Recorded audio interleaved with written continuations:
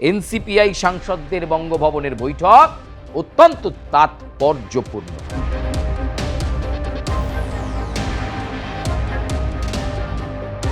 এই 20 জন সাংসদের ভবিষ্যৎ কি হবে?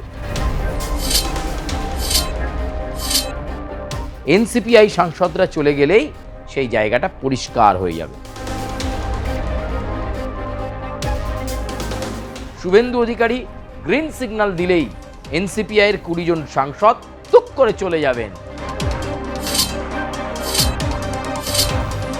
চলতি সপ্তাহেই বিক্ষুব্ধ তৃণমূল সাংসদরা তথা নতুন এনসিপিআই দলের 20 জন সাংসদ মিশে যাচ্ছেন ভারতীয় জনতা পার্টিতে। কি বলছি? একদম ঠিক বলছি। দাদা দিদির রাজনীতির আজকের প্রতিবেদনটা পুরোটা চোখ রাখুন, জলের মতো পরিষ্কার হয়ে যাবে সুদীপ বন্দ্যোপাধ্যায়, কাকলি ঘোষ দস্তিদার, জুন মালিয়া তারা কোথায় যাচ্ছে। এমনিতেই জুন মালিয়া শ্রমিক ভট্টাচার্যের হাতে হাত মিলিয়েছেন, সেই ছবি রীতিমতো ভাইরাল হয়ে গিয়েছে। এনসিপিআই সাংসদরা বঙ্গভবনে করে ফেললেন বৈঠক। বৈঠক কার সাথে করলেন? বৈঠক করলেন পশ্চিমবঙ্গের মুখ্যমন্ত্রী শুভেন্দু অধিকারী, তার সঙ্গে এনসিপিআই সাংসদদের বঙ্গভবনের বৈঠক অত্যন্ত তাৎপর্যপূর্ণ। তার কারণ বহুদিন ধরে জল্পনা চলছিল যে এই এনসিপিআই টিমটা কি করবে। সুদীপ বন্দ্যোপাধ্যায়ের নেতৃত্বে যারা মমতা বন্দ্যোপাধ্যায় তথা অভিষেক বন্দ্যোপাধ্যায়ের বিরুদ্ধে বিষোদ্গার করে ত্যাগ করেছেন এবং এনসিপিআই যোগদান করেছেন, এই 20 জন সাংসদের ভবিষ্যৎ কি হবে? কাকলি ঘোষ দস্তিদার, সুদীপ বন্দ্যোপাধ্যায়, জুন মালিয়া, শতাব্দী রায়, এছাড়াও তালিকা আরও লম্বা, 20টা তো কম নয়। তারা কোথায় যাবেন? তাদের রাজনৈতিক কর্মকাণ্ড কি হবে? সেই জায়গা থেকে জল্পনার অবসান বোধহয় ঘটতে চলেছে। কারণ যেভাবে শুভেন্দু অধিকারীর সঙ্গে বৈঠক এবং শ্রমিক ভট্টাচার্যের সঙ্গে সংসদ চত্বরে জুন মালিয়ার খোলামেলা আলোচনা, সেই খোলামেলা আলোচনাতে কিন্তু নানা সমীকরণ তৈরি হয়েছে এবং এই মুহূর্তের যে প্রেক্ষাপট তাতে বঙ্গভবনের বৈঠক ফলপ্রসূ। সংসদের বাদল অধিবেশনের মধ্যেই এই 20 জন সাংসদ মিশে যাবেন। আর মিশে গেলে লাভ কার? লাভ প্রধানমন্ত্রী নরেন্দ্র মোদী এবং এনডিএ জোটের। তার কারণ তারা যে সাংসদ সংখ্যা চাইছেন, বিভিন্ন বিল পাশ করানোর জন্য যে সংখ্যাগরিষ্ঠতা দরকার, এনসিপিআই সাংসদরা চলে গেলেই সেই জায়গাটা পরিষ্কার হয়ে যাবে। ফলে যে পরিকল্পনা এবং যে স্ট্র্যাটেজি নিয়ে বিজেপি এই মুহূর্তে চলছে, যে লোকসভায় মহিলা প্রতিনিধিত্ব বাড়াও এবং পুনর্বিন্যাস ডেলিমিটেশন হলেই লোকসভায় আসন সংখ্যা আরও বেড়ে যাবে, 700-800 হয়ে যাবে, তাহলে আগামী দিনে অনেক বছরের জন্য দেশে সরকারে থাকা যাবে বিজেপি। অত্যন্ত বড় একটা প্ল্যান নিয়ে কিন্তু তারা চলছে। সেই প্ল্যান রূপায়ণের জন্য সাংসদ সংখ্যা দরকার বেশি, কারণ সংখ্যাগরিষ্ঠতা হবে, আস্থা ভোট হবে, আস্থা ভোট হলে বিজেপি বিল পাশ করাতে পারবে।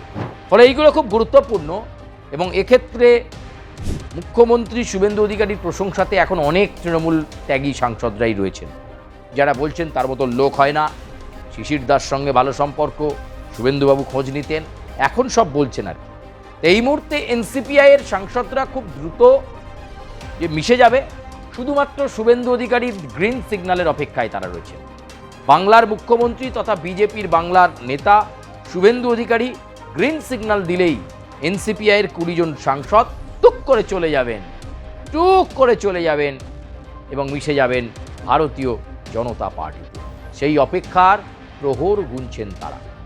সুদীপ বন্দ্যোপাধ্যায় বারবার বলেছেন সংবাদ মাধ্যমে এবং সোশ্যাল মিডিয়াতে যে মুখ্যমন্ত্রীর পৌরোহিত্যে বৈঠক নিঃসন্দেহে বাংলার সার্বিক উন্নয়ন, বাংলার আগামী দিনের উন্নয়ন তারা কিভাবে করবেন সেই সব নিয়ে তো অবশ্যই জরুরি। কারণ সাংসদরা সারা বছর এত উন্নয়ন করেন, মানুষের এত উন্নয়নে তারা জোর দেন, সত্যি মানে ভাবা যায় না। ফলে এক্ষেত্রে সুদীপ বন্দ্যোপাধ্যায়ের মতো বরিষ্ঠ সাংসদ, যিনি কলকাতার ঢালাও উন্নয়ন করেছেন, বলা যাবে না, ইতিহাসে স্বর্ণাক্ষরে লেখা থাকবে সুদীপ বন্দ্যোপাধ্যায়ের অবদান, কাকলি ঘোষ দস্তিদারের অবদান বলবার নেই। এবং এই মুহূর্তে তারা তাদের মতো করে সংসদে কিভাবে তারা নিজেদেরকে প্রেজেন্টেবল করবেন, কিভাবে তারা বক্তব্য রাখবেন, সমস্ত প্রস্তুতি সারা হয়ে গেছে। বঙ্গভবনের এই বৈঠক অনেকগুলো ইঙ্গিত দিয়ে গেল।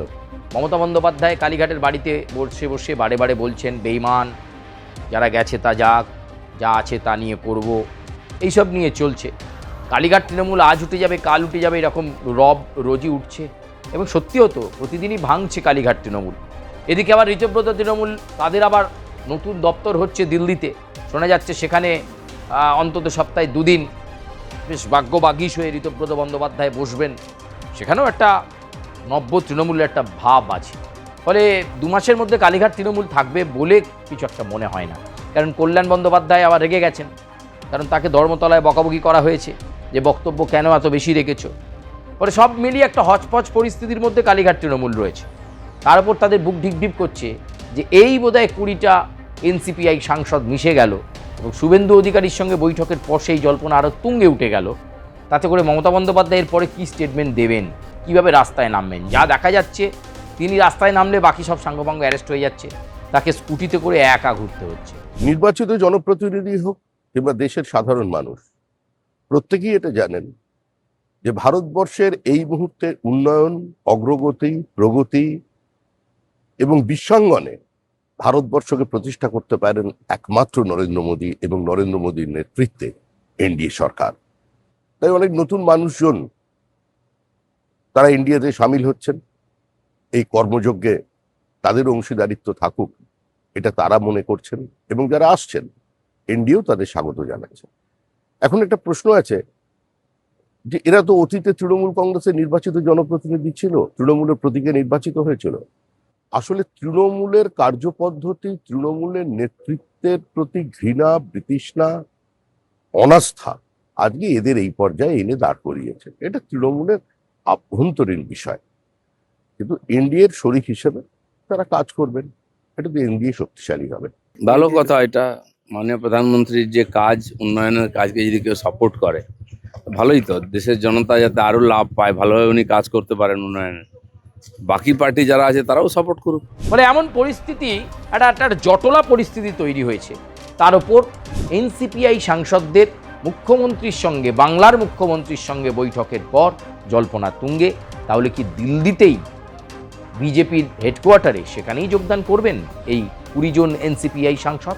উত্তর পাওয়া যাবে চলতি সপ্তাহের শেষের দিকে। দাদা দিদির রাজনীতির প্রতিবেদন আজকের মতো এ পর্যন্ত। আপনাদের সঙ্গে আবার দেখা হচ্ছে নতুন প্রতিবেদন নিয়ে। আজকের প্রতিবেদন আপনাদের কেমন লাগলো কমেন্ট করবেন, লাইক করবেন, সাবস্ক্রাইব করবেন, বেল আইকনে প্রেস করতে ভুলবেন না। ধন্যবাদ, বিদায় নিচ্ছি।